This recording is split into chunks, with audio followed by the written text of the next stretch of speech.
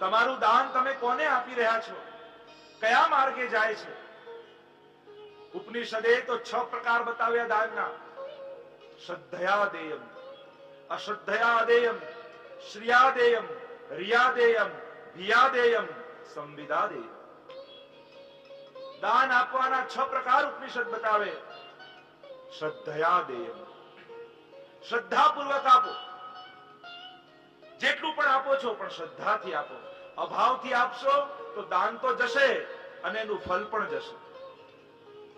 આપતા આપતા જો મનમાં એવો વિચાર આવશે કે ક્યાં ને આપવું પડે છે, તો ફલે ગયું ને પૈસાએ ગયા. શ્રદ્ધાપૂર્વક આપો. અશ્રદ્ધયા દેયમ, અશ્રદ્ધાથી ના આપો. શ્રિયા દેયમ, આર્થિક સ્થિતિ અનુસાર આપો. રિયા દેયમ, લજ્જાપૂર્વક આપો. કે આ લોકો મારા વખાણ કરે છે પણ આપનારા તો પ્રભુ છે. રહીમનો પ્રસંગ આવે છે, રોજ ઢગલો કરતા પોતાના ધનનો, અને દાન આખો નીચે નુકાવીને આપતા જતા. જે પણ આવે અને જેટલું દાન આપે એટલું શરમથી મસ્તક ઝૂકે. એમના મિત્ર ગંગ કવિ હતા, એને પૂછ્યું, सीखे कहा नवाबजू देनी ऐसी देन, जो जो कर ऊंचे चढ़े त्यों त्यों નીચે નહીં. કે આવું દાન આપતા ક્યાંથી શીખ્યા? જેમ જેમ હાથ ઊંચા ઉઠતા જાય છે એમ શરમથી આંખો કેમ ઝૂકે છે? રહીમે બહુ સુંદર ઉત્તર આપ્યો. देने हारा और है जो देता दिन रैन, लोग भरम हम पर करें या विध नीचे नैन.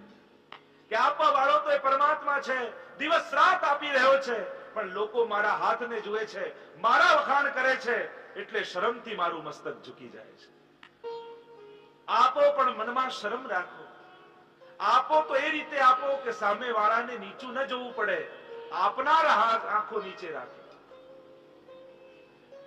બીજાને શરમમાં નાખીને મેં તને આપ્યું છે એવો ભાવ જતાવી જ્યારે આપો છો ત્યારે આપવાનું ફળ જતું રહે છે. એનો ઉપકાર માનો કે તે દાન લઈને મને દાની બનાવ્યો છે. જો તું ન લે તો મને કોઈ દાની ન કહે, હું દાન ન કરી શકત. આપનાર કરતા લેનાર મહાન છે એમ કહી કે તું મહાન છું જે તું મને મારી લઈને મને દાન આપવાનો મોકો આપે છે. કોઈ માંગવા આવે તો આપજો.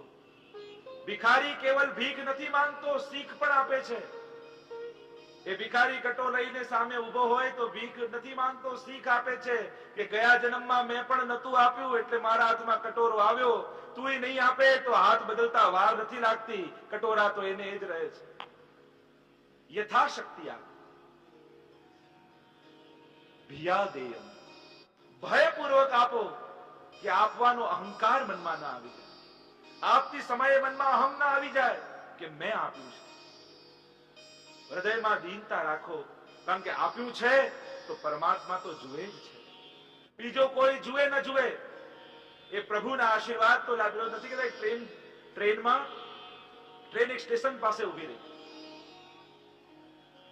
અને ઉપર બર્થ ઉપર એક વ્યક્તિ સૂતો હતો અને સ્ટેશન પરથી એક ભિખારી, આંધળો ભિખારી પસાર થતો હતો, માંગતો. તો ઉપર જે સૂતો છે એને થયું કે ભિખારીને આપો, એટલે નીચે બારી પાસે જે વ્યક્તિ બેઠો હતો એને ₹1 આપ્યો અને કહ્યું કે પેલા ભિખારીને આપી દે. અને પેલા બારી પાસે રહેલા વ્યક્તિએ ઉપરથી ₹1 લઈ આંધળા ભિખારીના કટોરામાં નાખ્યો અને ભિખારી ખૂબ આશીર્વાદ આપવા લાગ્યો. અરે તું આયુષ્યમાન થાઓ, ખૂબ ધન તને મળે, સર્વ સુખ સંપત્તિ આવે. પેલા બારી પાસે બેસેલા વ્યક્તિએ કહ્યું મેં નથી આપ્યું, આ ઉપર છે એને આપ્યું છે. ભિખારીએ કહ્યું હું આંધળો છું, મારા આશીર્વાદ આંધળા નથી, એ તો જેને આપ્યું છે એની પાસે પહોંચી જ જવાના છે. પ્રભુ જુએ છે અને એમના ચોપડામાં લખાય છે. લોકો વાહ વાહ કરે કે ન કરે, પણ તમે સત્કર્મ કર્યું છે એ ઠાકોરજી જુએ છે. ભિયાદેયમ, મનમાં ભય રાખજો, આપતા મને અહંકાર ના આવી જાય. સંવિદાદેયમ, સમજપૂર્વક આપો, તમારા દ્રવ્યનો કોઈ દુરુપયોગ ન કરી જાય. તમારા દ્રવ્યથી કરેલું પાપનો ભોગ આપનારે પણ ભોગવવો પડે છે. સમજપૂર્વક આપો. 6 પ્રકાર દાનના બતાવ્યા. ધન છે તો એની 3 ગતિ શાસ્ત્રોએ બતાવી: દાન, ભોગ અને નાશ. ધનની આ 3 જ ગતિ છે. કાં દાન આપો, કાં ભોગવી લો, અને કાં તો એનો નાશ થઈ જશે. સંતાનો માટે બચાવો. શાસ્ત્ર તો એમ કહે છે, જો સદગુણી સંતાન હશે તો પોતાની રીતે કમાવી લેશે, તમારા પૈસા એને પાંગડા કરી દેશે. અને જો ખરાબ નીકળશે સંતાન તો ગમે તેટલા રૂપિયા રાખો એ તો ઉડાવી જ દેવાના છે. તો તમારા હાથે સદુપયોગ કરીને જાઓ. પૈસા એ રીતે ભેગા ન કરો કે મારા ગયા પછી મારા પરિવારના જણો સત્કર્મ કરશે. તમારા હાથે કરીને જાઓ, કરવાનો સંતોષ મેળવીને જાઓ. પ્રભુએ અનુકૂળતા આપી હોય તો સત્કર્મમાં ભાગ લો, સારી જગ્યાએ દાન આપો. પ્રભુએ તમને જો મોકો આપ્યો હોય, અનુકૂળતા આપી હોય. નહીં તો ઘણા મેં એવા જોયા છે, એટલું બધું પ્રભુએ આપ્યું હોય પણ ન પોતે ભોગવે ન બીજા કોઈને આપે.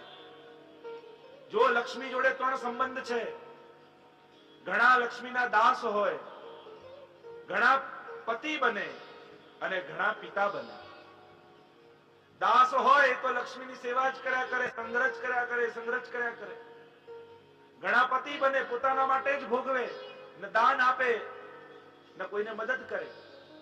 પણ સાચો સંબંધ તો પિતા બનવાનો છે. પિતાનું કર્તવ્ય એ છે કે દીકરી જ્યારે મોટી થાય તો યોગ્ય વર જોઈને એને પરણાવી દે. એમ લક્ષ્મીનો સાચો પતિ તો પરમેશ્વર છે, અને લક્ષ્મીના પિતા બની એને પરણાવી દેવી લક્ષ્મીને, એ જ એનો સાચો સંબંધ છે. દौलत की 2 लात है, तुलसी निश्चय कीन, आवत अंध करत है और जात करे अधीन. આ ધન 2 લાત મારે, આવત અંધ કરત હે, આવે તો માણસને આંધળો કરે અને જાય તો પરાધીન કરતો જાય.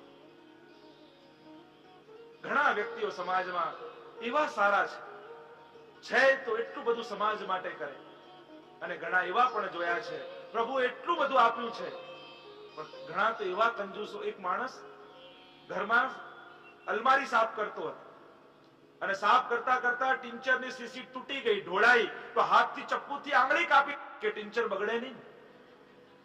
એવો કંજૂસ. એક માણસ અગાસી પર ઉભો હતો અને નીચે જોવા ગયો કે 1 રૂપિયો પડ્યો છે, વધારે વળ્યો તો ઉપરથી પડ્યો નીચે. તો નીચે એના ફ્લેટની રસોડાની બારી આવીને બહુ રસોઈ બનાવતી, તો મરતા મરતા એટલું કહેતો ગયો કે આ સાંજનું મારા માટે ના બનાવતી. છેલ્લે ભગવાન યાદ ના આવ્યા, પણ બગડે નહીં એનો વિચાર આવ્યો. આપ્યું છે પ્રભુએ તો સત્કર્મ કરજો. આગળ કથા કહેતા નારદજી દ્વારા પ્રભુના ગૃહસ્થાશ્રમના દર્શનની કથા આવી. નગરાજાનો ઉદ્ધાર પ્રભુએ કર્યો. દાનમાં દોષ થયો. જો સત્કર્મ પણ બહુ સાવધાનીથી કરવા. સત્કર્મ 3 રીતે થાય. જો ધન પ્રભુએ આપ્યું છે તો ઘણા વાપરી જાય, ઘણા વેડફી જાય અને ઘણા વાવી જાય. ઘણા કેવલ પોતાના સુખ માટે વાપરી જાય અને ઘણા તો સાવ વેડફીને જાય, ન પોતે ભોગવે ન કોઈને આપે, અને ઘણા તો વાવીને જાય. આ કથામાં જે ખર્ચ્યું છે એ વાવ્યું છે. કોઈને મદદ કરી છે ભણવામાં, એ વાવ્યું છે. કોઈને ઈલાજ કરવામાં મદદ કરી, એ વાવ્યું છે. અને પ્રભુનો સ્વભાવ છે માણસ એક બીજ વાવે અને ઠાકોરજી કરોડો બીજ કરીને પાછા આપતા હોય છે. પેલો ખેડૂત તો એક બીજ વાવે ખેતરમાં, પણ જ્યારે ફળ ઉગે તો એમાં લાખો બીજો ઉગતા હોય. અને ઘણા તો વાવીને જાય. સત્કર્મ કરો. 3 પ્રકારના અપરાધ પ્રભુજીએ કર્યા: વાચિક, કાયિક અને માનસિક. આ 3 અપરાધથી વૈષ્ણવે ડરવું. ગીતાજીમાં તો પ્રભુએ 3 તપ બતાવ્યા: મનનું તપ, તનનું તપ ને મનનું અને શરીરનું તપ. મન પ્રસાદ સૌમ્યત્વમ, જે તપ બતાવ્યું મનનું, મન શુદ્ધિ માટે મૌન રહેવું. મનને વૈષ્ણવે શુદ્ધ રાખવું. શરીરનું તપ શું છે? ગુરુની, વડીલોની સેવા કરવી. આ શરીરને સેવામાં પ્રયુક્ત કરવું, એ જ શરીરનું તપ છે. અનુદ્વેગ કરમ વાક્યમ સત્યમ પ્રિય હિતમ ચયત. આ વાણીનું તપ છે. કોઈ ઉદ્વેગ થાય એવું બોલવું નહીં. ઘણાની તો એવી વાણી હોય કે 1 ધારે 2 કટકા. એક વ્યક્તિ માચી સળગાવતો હતો, પણ બાકસ માચી સળગાડે સળગે નહીં, તો પેલા કહું પેલી જીભને અડાડ, પેલાની સળગી જશે. પેલો કે જીભથી સળગતું હશે ક્યારે, એની જીભે તો આખે આખા ગામ સળગાવી નાખ્યા છે. વૈષ્ણવની વાણી કેવી હોય? વૈષ્ણવ કોણ? જેના મુખમાં સ્મિત, કંઠમાં ગીત અને હૃદયમાં પ્રીત હોય, એ વૈષ્ણવ કહેવાય. જે બીજાના દર્દને જાણી શકે. આપણે તો દર્શન કરવા જઈએ ને કોઈ પડે ને વાગે, કોઈની ચિંતા ન કરીએ. પેલા નહીં કહેતા કે વૈષ્ણવ જનતો તેને કહીએ જે પીડ પરાઈ જાણે રે. હવે લોકોએ બદલી નાખ્યું છે. હવે એમ ગાય, વૈષ્ણવ જનતો તેને કહીએ જે ભીડમાં ધક્કા મારે રે. બે ચાર ના ભલે પગ કચરે, દર્શન એ કરી જાણે રે. સાવધાન થાઓ. તમારે કારણે જો બીજાને દર્શન થશે તો ઠાકોરજી એની આંખોમાં તમને જોશે. દર્શન કરવા જાઓ છો પણ કોઈ વૈષ્ણવને, પાછા લોકો કેવો શ્રીનાથજીમાં તો બહુ ધક્કા વાગે, પણ ધક્કા મારે છે કોણ? આપણે જ મારીએ છે. દરવાજો બંધ હોય, ધક્કા વાગે છે ક્યાંથી? અને બધા જ બોલે કે ધક્કા વાગે છે. શ્રીનાથજી બહાર આવીને પહેલો ધક્કો મારે ને ઉદ્ઘાટન કરે ને પછી તમે મારતા રહેજો એમ? આપણે જ મારીએ છે, આપણે જ અવ્યવસ્થાઓ પેદા કરીએ છે અને પછી બૂમો પાડીએ છીએ કે અવ્યવસ્થા છે. અવ્યવસ્થામાં ક્યાંક ભાગ રૂપે આપણે જ હોઈએ છે. બહુ ધક્કાઓ વાગે છે પણ આપણે જ મારતા હોઈએ છીએ. સાવધાન થાઓ. આપણે જ કહીએ બહુ ગંદકી છે. આપણે યમુનાજીનું પૂજન કરવા જઈએ બ્રજમાં, પૂજન તો કરીએ અને પાછું જે પડીકા બાંધ્યા હોય કાગળના પણ ડૂચા ત્યાં ફાંકી દઈએ. યમુનાજીમાં પૂજન કર્યું ને પાછું કાગળ પણ એમાં. ઘાટમાં ગંદકી આપણે જ કરીએ ને પછી બૂમો પાડીએ કે ગંદકી છે. એક ભાઈ આવ્યા મારી પાસે, પૂછતા હતા કે હું હવેલીમાં ગયો એક જગ્યાએ ને એટલા જાડા ને એટલી ગંદકી, તો હવેલીમાં આવું ગંદકી કેમ? મેં જ કહ્યું કે તમારા જેવા હવેલીમાં જાય છે ને એટલે જ ગંદકી છે. તમે કોની રાહ જોતા હતા? એ સમય અધિકારી પાસે બુહારી લઈ અને સાફ કરી નાખું. પ્રભુનું મંદિર છે, તમે સેવક છો, કોની રાહ જુઓ છો? તમે ન કરી શકો? શરૂઆત કરો. આપણે બધા બીજાની રાહમાં બેઠા રહીએ છીએ અને એટલે જ ગંદકી હોય છે. ઘસીને ભૂક્કો હતો એ કિનારે આવ્યો, તીક્ષ્ણ હથિયાર જેવું ઘાસ ઉગ્યું છે. આગળ નારદજી દ્વારા દ્વારકા પધાર્યા છે અને વસુદેવજી જોડે સત્સંગ થયો છે. વસુદેવજી કહેવા લાગ્યા, ભાગવત ધર્મ સાંભળવાથી, પાઠ કરવાથી, ધ્યાન કરવાથી, આદર આપવાથી, સંમતિ આપવાથી મનુષ્ય પવિત્ર બને છે. ભાગવત જેને રખાવી હોય, જે સાંભળવા આવ્યા હોય, કોઈ ભાગવતજી રખાવતું હોય એનું અનુમોદન પણ કરી દે કે બહુ સારું તમે કાર્ય કર્યું. આ બધા જ જીવો પવિત્ર બને છે. આ બધા જ જીવોનું પાવન થાય છે. ભાગવત ધર્મ પાવન કરનારો છે. નારદજીએ નવયોગેશ્વરની કથા કહી. ઋષભદેવજીના પુત્ર 100 પુત્રો થયા, 81 કર્મ માર્ગમાં ગયા, 9 સંન્યાસી થયા અને આ નવ યોગેશ્વર તરીકે પ્રસિદ્ધ થયા. એની કથા કહેતા નારદજી બોલ્યા, આ નવ યોગેશ્વર છે કવિ, હરિ, અંતરિક્ષ, પ્રબુદ્ધ, પીપલાયન, આવિર્હોત્ર, દ્રુમિલ, ચમસ અને કરભાજન. નિમિરાજાના યજ્ઞમાં નવ યોગેશ્વર આવ્યા છે. નિમિરાજાએ સુંદર પ્રશ્ન કરતા કહ્યું, માનવ દેહ દુર્લભ છે, દેહ ક્ષણભંગુર છે અને એમાં પણ અધિક દુર્લભ સંતોના દર્શન છે. માનવ દેહ નૌકા છે તો સંત નાવ ચલાવવા વાળા છે. આ દેહને કોઈ સંતોના ચરણોમાં સોંપી દઈએ તો એને ભવસાગર પાર કરાવી દે. બડે ભાગ માનુષ તનુ પાવા, સુરદુર્લભ શબ્દ ગ્રંથ હી ગાવા. માનવ દેહ આપણને મળ્યો એ દુર્લભ છે, એને ગવાશો નહીં. તમને આ એક મોકો મળ્યો છે ઉદ્ધાર કરવાનો. પોતાની જાતને ઉદ્ધાર સાધજો. માનવ દેહ દુર્લભ કરો. જગત મેદાન છે મોટું ને જીવન ક્રિકેટ છે. ઘણા છે રન બાકી ને છેલ્લી વિકેટ છે. કવિએ કહ્યું ને, ક્રિકેટ હમણાં ચાલે છે. જગત મેદાન છે મોટું ને જીવન ક્રિકેટ છે. જગત મેદાન છે મોટું ને જીવન ક્રિકેટ છે. આ માનવ દેહ મોંઘો છે અને એટલે જ કહ્યું હિટ વિકેટ છે આપઘાત ને રનઆઉટ અકસ્માત છે. હિટ વિકેટ છે આપઘાત ને રનઆઉટ અકસ્માત છે. હિટ વિકેટ ક્રિકેટ છે આપઘાત ને રનઆઉટ અકસ્માત છે, ખૂન ને સ્ટમ્પિંગ સમજો ને એટેક એલબી ની લાટ છે, થાય બોલ્ડ કે થાય કેચ, મોતની સૌ જાત છે, જીવ છે દડો આવનારો ને સામે કાળનું બેટ છે, જગત મેદાન છે મોટું ને જીવન ક્રિકેટ છે. આ જીવન એક મોકો છે, એક ચાન્સ છે. આ અવસર ગવાવશો નહીં. થોડું પણ સારું રમી આઉટ થવામાં માલ છે. થોડું રમે પણ સારા રન બનાવે, બોલ ન બગાડે, એ સારો ક્રિકેટર કહેવાય. થોડું પણ સારું રમી આઉટ થવામાં માલ છે. હારીને પણ જીતવું એ જવા મર્દની ચાલ છે. કોણ સ્વજન ને કોણ શત્રુ સૌના રુધિર લાલ છે. જે લાયન થઈને જીવન જીવ્યો તે કાળની સામે કેટ છે. જગત મેદાન છે મોટું ને જીવન ક્રિકેટ છે. ઈશ્વર હોય એમ્પાયર જ્યાં, ઈશ્વર હોય એમ્પાયર જ્યાં, મારું તારું ભૂલીશ તો, ખુલીશ સૌને સુવાસ દેવા ખરા અર્થમાં ખુલીશ તો. રહી વફાદાર જીવન રમત ને જીવતરના ઝૂલે ઝૂલીશ તો. એમ્પાયર પણ કહી ઉઠશે વાહ કેવું સારું ક્રિકેટ છે. જગત મેદાન છે મોટું ને જીવન ક્રિકેટ છે. આ એક મોકો મળ્યો છે. આ એક પછી એક આવતા દિવસો એ કાળના બોલ છે. પણ સત્સંગ રૂપી બેટ થી એવા બોલ ને ફટકારો કે સીધો બાઉન્ડ્રી ની બહાર જાય. આ એક અવસર છે. અને સારમાં એ કે ક્રીસમાં રહીને બેટિંગ કરવી. બધા સંસ્કારો અને શ્રદ્ધાની ક્રીસ જે સંતોએ દોરી છે, એ ક્રીસમાં રહીને બેટિંગ કરશો તો કંઈક રન બનાવી શકશો, નહીં તો સીધા ક્રીસ આઉટ. કાળ પાછળ જ ઉભો છે. આપણા સ્ટમ્પ ઉડી જશે અને પાછા પેવેલિયન એમને જવું પડશે. મોકો મળ્યો છે, જીવી લો. આ એક ચાન્સ તમને મળ્યો છે. માનવ દેહ દિવસો વીતી રહ્યા છે અને ગયેલા દિવસો પાછા આવતા નથી. પૈસા મળી જાય, સંપત્તિ મળી જાય, પણ ગયેલો સમય પાછો આવતો નથી. સમયને જીવી લો. આ 7 દિવસ આપણે જીવ્યા છીએ, ભગવાનનું નામ લીધું છે, પ્રભુના નામનું સંકીર્તન કર્યું છે, કંઈક સમજણ જીવનમાં મેળવી છે, તો 7 દિવસ જીવ્યા, કંઈક ભાથું બાંધ્યું.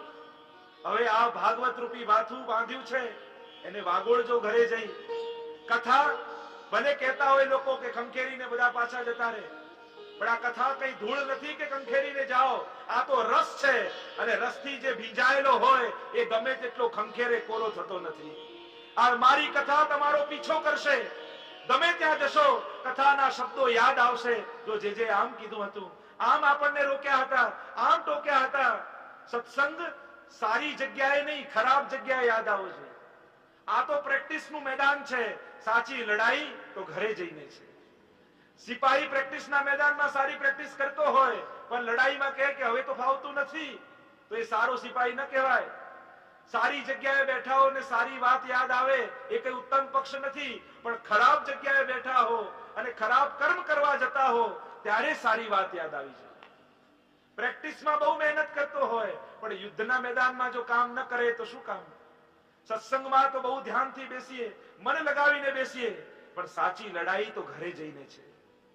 સાચું યુદ્ધ ઘરે જઈને છે, કે જ્યાં વિપરીત પરિસ્થિતિઓ આવે અને ત્યારે આપણે અડગ ઉભા રહીએ. નિમિ રાજા કહેવા લાગ્યા કે આ માનવ દેહ દુર્લભ છે, અને એમાં પણ સંતોનો સંગ મળવો એ તો અતિ દુર્લભ છે.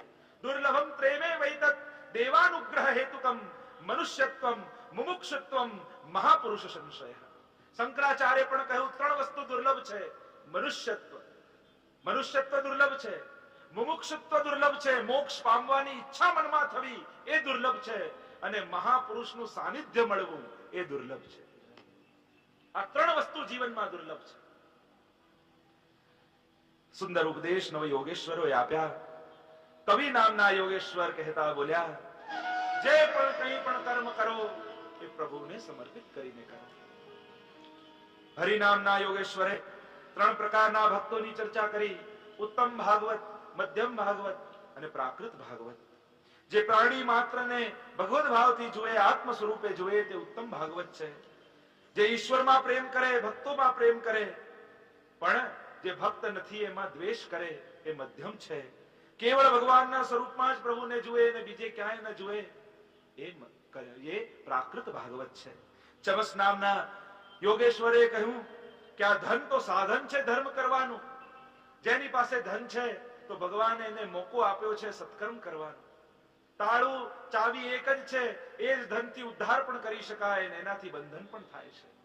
કરભાજન નામના યોગેશ્વરે ભગવાનના સ્વરૂપની પૂજન વિધિ બતાવી. નારદજીએ નિમિરાજાની પરમ ગતિનું વર્ણન કર્યું. વસુદેવજીને સમજાવ્યા કે આ ભાગવત ધર્મનું પાલન કરો. પ્રભુ સ્વધામ પધારવાની તૈયારી કરી રહ્યા છે. પ્રભાસ ક્ષેત્રમાં ઉદ્ધવજી પાસે પધાર્યા. ચર્ચા થઈ છે. દત્તાત્રેયના ચર્ચા નીકળી, 24 ગુરુની ચર્ચા આવી.